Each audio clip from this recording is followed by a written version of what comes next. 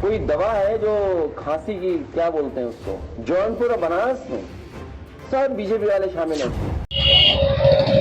नमस्कार, आदाब। मैं हूं आफ्ताब खान और आप देख रहे हैं द रिपोर्टर उत्तर प्रदेश। आज आपको खबर दिखाने जा रहा हूं एक नशीले कफ सिरप की।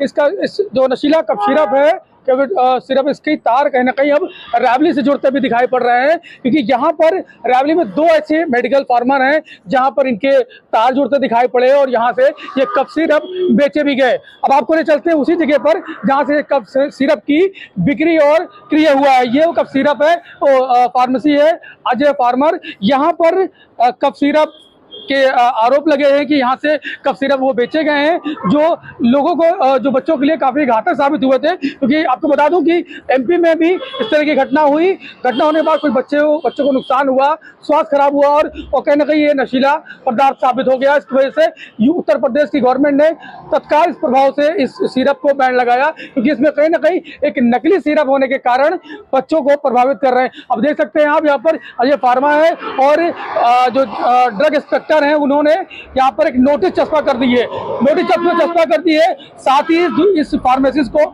सीज भी कर दिया है। कारण क्या है आपको बता दूं कि जब इंक्वायरी हुई और इस इंक्वायरी में इस अजय फार्मा के मालिक को तलब किया गया, नोटिस देकर उनको बुलाया गया, तो वो मौके पे हाजिर नहीं हो पाए। और दूसरा इससे बड़ा फार्मेसी है, वो मेडिसिन हाउस है, लालगंज में है, यहाँ से 30 किलोमीटर दूरी पर।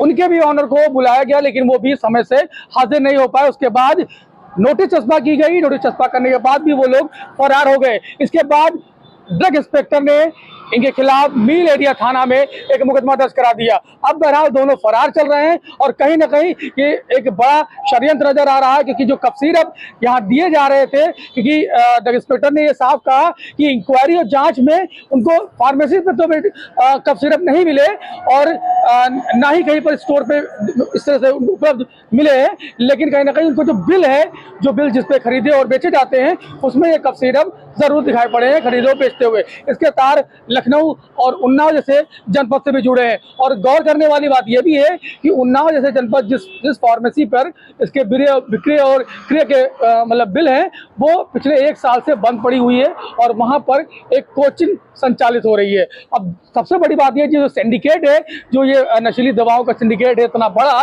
जिसकी वजह से इनके बिजनेस फल फूल रहा है और कहीं ना कहीं जो नौनिहाल हैं, बच्चे हैं, मासूम हैं, उनको इस तरह के कफ सिरप उपलब्ध कराए जा रहे हैं और वो मौत के गाल में भी समा रहे हैं और उनका स्वास्थ्य भी खराब हो रहा है। इसके ऊपर प्रशासन ने पूरी तरह से सख्ती कर दी है।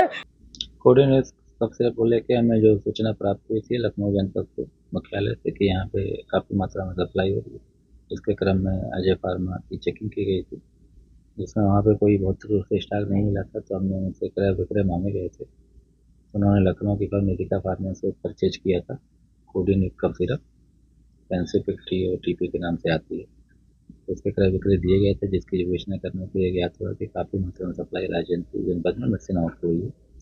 तो उस फर्म की जांच करने के लिए जब अगले दिन पहुंचे तो फर्म वहाँ पे बंद अवस्था में पाई गई थी। उसके क्रम में वहाँ पे नोटिस चस्पा की गई और अपनी जांच कराने के लिए प्रियांशु गौतम जो कि फर्म के ओनर है उनको नोटिस भी दी गई, मेल भी किया गया हमारे द्वारा और मकान मालिक को भी अवगत कराया गया कि इनसे अवगत करा दे कि जाँच करा लो फर्म की अपनी। किंतु उसके बाद हमने थाना किरो में भी सील करके इसे सूचना दे दी थी, किंतु उसके बाद भी लगभग 1 महीने बीत गए। तो उसके बाद भी वो जांच के लिए प्रोसेस नहीं हुए। तो हमें फर्म के प्रोप्राइटर के खिलाफ जो FIR थाना किरो में कराई है और अजय फार्मा के खिलाफ भी पिछले माह में अक्टूबर माह में हमने कराई है, क्योंकि उनके भी जो है कुछ बिल जो है जनपद में यहाँ के एक फर्म ने मना कर दिया था, तो उसने कहा दिया था कि ये बिल फर्जी है और ये फर्जी बिल बना के हमने ये दवा नहीं ली, हम और दवा लेते थे। फिलहाल पुलिस और STF लगातार इन दोनों आरोपियों की तलाश में जुटी हुई। अब देखना यह है कि पकड़ जाने के बाद कि सिंडिकेट कितना लंबा है और ये चेनें कहां तक पकड़ में आती हैं, ये देखने वाला विषय होगा। तो पूरी खबर के लिए बने रहिए हमारे साथ, देखते रहिए द रिपोर्टर उत्तर प्रदेश।